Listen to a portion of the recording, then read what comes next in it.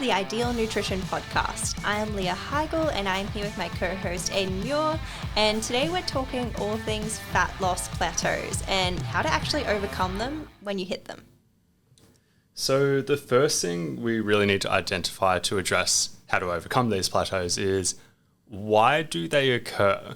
And the biggest thing that becomes pretty obvious when you spend time thinking about this concept is it's usually not one thing. It's usually not just one variable that leads to it. We like to simplify things and we like to pinpoint one thing, but it's usually not one thing. So I want to list a couple of things. So one of them is, let's say you find an amount of calories or whatever, or a dietary approach that works for you. Theoretically, without even taking into account any other variables, it could only work for so long, because if your diet, quote unquote, is successful and you lose weight and you drop size, you get smaller, you burn less calories just through that, because as we're larger, we have to burn more calories, even just like maintaining muscle mass, maintaining body fat, moving around. Obviously, if you do the exact same movements, you're burning more calories at a higher body weight. All those kind of things. Getting smaller burns less calories. So if you were once at the start, if you were at a 500 calorie deficit, as you got smaller, that would drop down to a 400 calorie, then 300, 200, and theoretically very, very slowly get down to zero. Obviously, that's never the explanation by itself, but that is a factor. If somebody has a long weight loss journey, that becomes an even more important factor if they lose a lot of weight. What would you say is another factor? So something that really is worth discussing that I don't think is necessarily going to be a huge part of this, but something worth mentioning, is metabolic adaptation. So the longer you are in a calorie deficit, the more your body does adapt to that deficit, in that it's down regulating some processes in your body so that you literally burn less energy. So we're not exactly sure, how much metabolic adaptation is equivalent to, a certain calorie deficit or a certain length of time, but we know over time it does occur. And then with that reduction in overall calorie expenditure, it's reducing your calorie deficit. May not eliminate it completely, but maybe a piece of the puzzle. Yeah, and that's the biggest way to put it, is likely a piece of the puzzle for most people. It usually isn't a big factor. Like, a number that I like to chuck out there, because I saw it in the research somewhere, is it seems to be like, for somebody who goes on like an 8-week diet, we'd expect like a 150 calorie reduction due to metabolic adaptation. But that's like, the reason why I'm so comfortable chucking out a number that's not like a super specific or whatever, being like this comes from this study or whatever, is because it's so variable. It's so variable between people. If you actually look at the numbers in these studies, there are participants in these studies who their energy expenditure increases while they're in a calorie deficit. And then there's others who decrease by like 500 or whatever. Like, it's pretty variable. But for almost all cases, it's just a small decrease that needs to be factored in. So like, say, just looking from that angle, like maybe you get a little bit smaller, that takes away 100 calories or 200 calories or 300. Metabolic adaptation takes away another 200 or whatever. That could erase a 500 calorie deficit. Usually it's not even just those two factors. It's usually more than that. So what are some other factors? Like, another factor that is a big one for most people is changes in habits. So starting off with a common one, and like it's easier for me to say this over podcast form or writing or whatever. It's harder to talk about this with a person, I think, because it's kind of like, a lot of people are like, no, I'm doing the same thing I did at the start of the diet. But it's like, there's so many variables in this. You're never doing exactly the same thing. Like, your habits do change over time. But like, one of the big things that I think is particularly relevant is, as a diet progresses, assuming you stick in a calorie deficit, typically you get hungrier, which therefore means if you even eat remotely based on your appetite, which most people do, and in a lot of cases, a lot of people should do that, you will eat more calories without even thinking about it. Like, if you normally eat to the point that you're 20% away from as stuffed full as you could get or something like that, as an example, and then you've been in a calorie deficit for 8 weeks, that 20% away from as stuffed full as you could comfortably manage is going to be more calories. It's quite easy to eat 10%, 20% more calories without even thinking about it, adding an extra snack, maybe larger meals or whatever. And the other thing on that perspective is, that's like hunger hormones or whatever. There's also the restriction of dieting. Do you then like want certain foods more due to the restriction or whatever? There's also changes in exercise habits, which also comes back into the novelty of all of this. What if you've got a longer diet and at the start there was a bit of novelty and you're like trying really hard, And then as it progresses and becomes more of a quote unquote like lifestyle or whatever, and you're like, well, in my lifestyle, I need to fit other things in. Maybe you don't do everything to a T to the exact thing. And like, that's just like a broad overview. That's a very, very, very broad topic. But like whether or not it's changing in terms of that way or changing in a different way or whatever, habits do change over time for almost everybody. So that's something to be aware of. We've also got changes in incidental movement potentially. Yeah. So things like if you were, eating at maintenance calories and you're someone that fidgets all the time, and that's burning a fair amount of calories, even if you don't know it. And then as soon as you enter a calorie deficit, you subconsciously stop fidgeting. Yeah. So all those kinds of incidental things, so even things like maybe you're less likely to take the stairs, maybe you're less likely to stand at your standing desk at work and you'd rather sit down. So all of those things that just in our day-to-day life burn calories, some people are less likely to do in a calorie deficit. Yeah, and like I often use bodybuilding as an example in terms of contest preparation because I view it as like the most extreme form of dieting because people are in a relatively efficient fashion trying to get incredibly lean, like excessively lean in a lot of cases. But it's like they're trying to get quite lean. And when you watch bodybuilders, like particularly like fitness influencers and stuff like that, if they're 4 weeks out from stage, they're less animated in their videos. They're moving less, like they're blinking slower. And like a lot of them will talk about the fact that like 4 weeks out from prep, there's like zombies, like they're like, I get up and train, like I do my training, I'm never going to miss my training, but then I just don't move for the rest of the day. Yeah. Unless, which brings up a key point that I actually think is a very interesting idea, is a step target. Like this is one way to partly offset the incidental movement thing. It doesn't change how much you fidget or like these other incidental things, but if somebody has a baseline step target of aiming for like, I aim for 10,000 steps a day or whatever, it actually controls for this a little bit better because like as an example that you talked about, like maybe you choose not to take the stairs or whatever. Somebody who's like, oh, I've got a step target, I've got to get this amount, views it the same as they view their training where they're like, I've got to do this, and they might do that. I actually personally don't get my clients to do a step target just because there's a lot of reasons. Like firstly, I'm a big fan of efficiency and I'm like, oh, if somebody's a busy person, I'd rather them do a more efficient way of like, if it's solely for the purpose of burning calories, like, which is what we're talking about with this conversation. Obviously there's other health benefits and stuff like that. I don't actually do a step target, but it's such an interesting idea, particularly when we talk about this concept of incidental movement decreasing as you diet for longer. For people that come to me and are already tracking steps, because a lot of people do like have Apple Watches and stuff, and they're like really into tracking their steps. I'm like, hey, why don't we just try to like, what are you hitting now? Let's try to maintain that level. Say it was 7,000 steps a day. Let's try to maintain that throughout this whole dieting process. So sometimes I do use it, but it's not like go-to thing. I think it's really useful. It's just like one of the tools that I just personally don't use it. Like I just think it's like the more I've thought about it, the more I'm like, that is a really good thing. Super useful. Yeah. So what can you actually do if you've hit a weight loss plateau? Where do you start?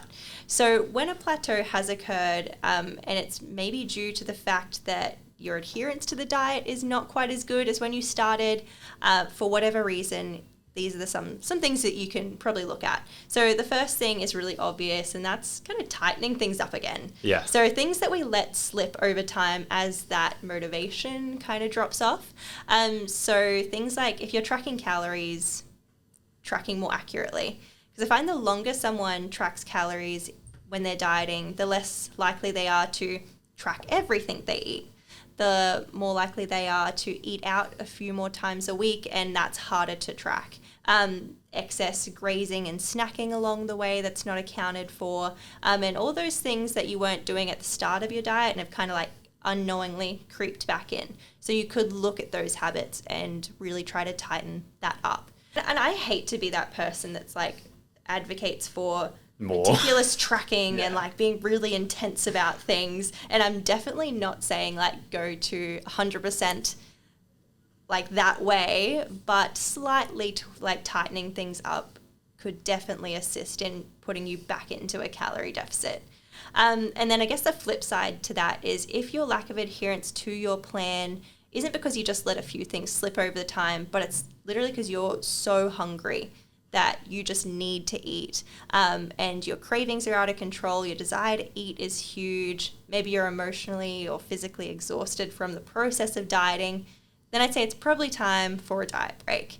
So even outside of metabolic adaptation, so we know that diet breaks, when they're long enough, may help to eliminate some of that metabolic adaptation.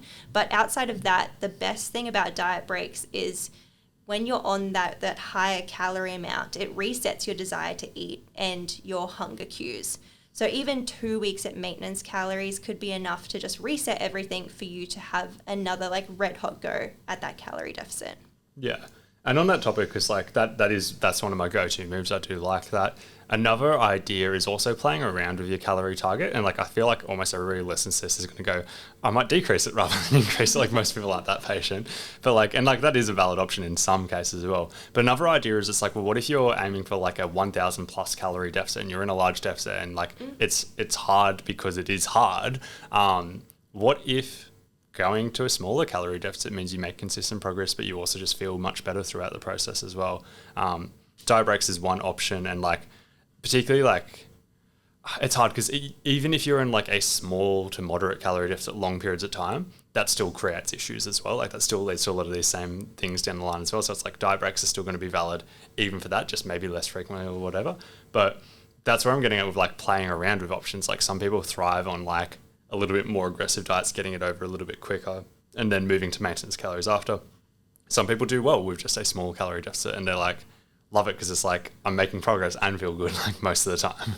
Yeah. And I guess there's like pros and cons to both, right? I think particularly for like the small calorie deficits, it allows you to have more of a balanced lifestyle in that maybe you can go out and eat once or twice a week, and maybe you don't have to be as stringent with tracking and stuff like that and still make progress. But at the same time, it's easier to like eradicate that calorie deficit the smaller it is. Yeah, for sure. Another strategy that is not nutrition related but exercise related could be increasing exercise as well, just in general. It depends on where you're at though. Like particularly for people who are athletes and stuff like that, I'm a big believer in that you just train however is optimal for your sport. You don't think about it from a calorie perspective, and then we sort your diet out around the training.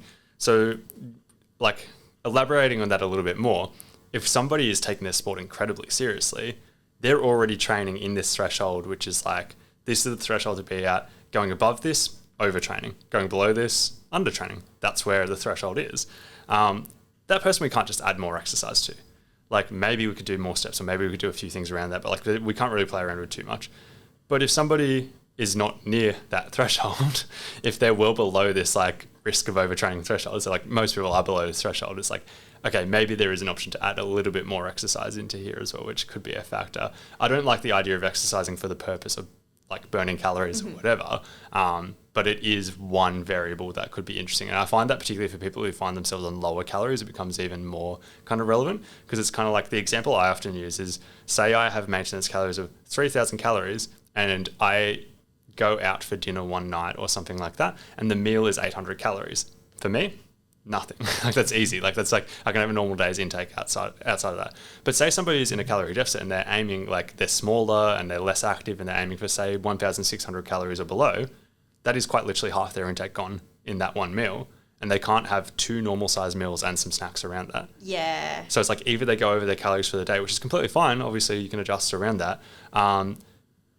Or they try to restrict down to that calorie target and like they have to cut something else out and make it not a normal day, or they can't eat out, or if they do eat out, they've got to like reduce what they're getting out. What if that same person adds an additional 200 calories per day on average through exercise? Suddenly, instead of say 1,600, it's 1,800, and like got a little bit more room for stuff like that. It doesn't solve it, but like it like helps a little bit. I find this like it's a really good intervention, particularly for people who are like desk workers, like so they're really, really sedentary. Okay, maybe they're doing a couple of like training sessions a week, not for any particular sport. Maybe they do have room just to generally increase their exercise, and that is going to make maintaining that deficit a lot easier, just adding like 3 20-minute walks in a week. So I think it can be an effective solution sometimes. Yeah. Another idea that I've got, and this is like not one of my best takes, like it's just an idea to consider, is particularly if adherence is a struggle, sometimes changing your meal frequency is an idea to play around with. Like if you're somebody who always has 3 meals, maybe you do try that like 6 small meals approach. If you're somebody who's never tried intermittent fasting, but you've always struggled with dieting, maybe it's an idea to consider and just be like like we know that it's not fasting that's magical, but it's like, what if having a smaller eating window, maybe that reduces how many calories you instantly want to eat or whatever.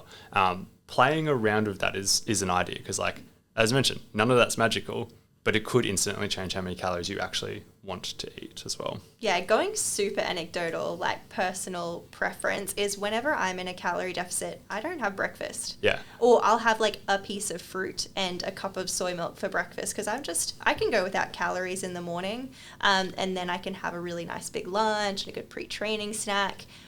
Works great for me, but for other people, they might find that their hunger is so out of control by lunchtime that they go like balls to the wall and eat, 2,000 calories in a meal. So it's definitely different strokes for different folks. And like that's exactly what I'm getting at with the wording of like play around with it. Like literally just find what works for you. And like I also go into it with an open mind. Like a lot of people make assumptions about what works for them when they haven't necessarily tried it. Like there is examples like people will say things like I need a more substantial morning tea snack. But it's also like, well, I don't know, like there are people out there who are just like not eating food until like a certain time. It's like if you haven't tried that approach, like how do you know? But yeah, it's an idea to play around with. And the last tip I've got, we were actually just talking very quickly off air, like being like, is there anything we've missed? And like I just thought about like there's one very obvious thing that we have missed, and it's like quite literally adjusting your plan and lowering your calorie intake. Like it's pretty clear that, and like don't get me wrong, like what if you don't have much room to drop it by or whatever, like there's probably a lot of these other factors we just talked about matter probably significantly more than this, but like there is a possibility that like your plan is just too many calories, or also adherence to the plan, like maybe you accidentally eat 200 calories more on average than what your plan is, and in some cases reducing your calorie intake still results in you eating just 200 calories more than your plan or whatever. If you have less planned calories you eat and you kind of adhere relatively closely to that, you are creating that calorie deficit and overcoming that plateau. On that 200 calories over the plan kind of thing, that's not relevant to this plateau thing, but it's something I found working with people where it's like, sometimes I'll set like macronutrient targets or whatever in MyFitnessPal, and no matter what the targets I set, if it's in a deficit, they will go the same amount over. As in, it's like, if it's like, say we're aiming for 2,000 calories, I'll eat 2,200. And if we change it to 1,800, they'll eat 2,000 on average. And it's just like a thing. It's just like, yeah. And I think as long as you're doing that, whatever you're doing and you're doing it consistently, it doesn't really matter. You can just adjust from where you are sitting. I would worry about the specific numbers less. Yeah, for sure. Yeah. But that's the last tip we have, like actually just re-looking at your plan and being like, if we've been through everything and we're like, okay, metabolic adaptation can be a thing, incidental movement can be a thing, getting smaller can reduce your calorie needs. Like this is a possibility. There has been people I've worked with who it's like quite literally been like, we just reduce the calories in the plan and it solves it. Yeah, I guess bottom line is most people usually go to reducing calorie intake as being the first port of call, but it's not the only It's option. Why we almost forgot it. It's why like, it's so obvious. Yeah. But this is kind of like all the other options that you could potentially kind of look at before going to that one. But yeah, obviously it's still part of this conversation. Yeah. So this has been episode 38 of the Ideal Nutrition Podcast. If you could leave a rating and a review, that would be super appreciated. Otherwise, thank you for tuning in.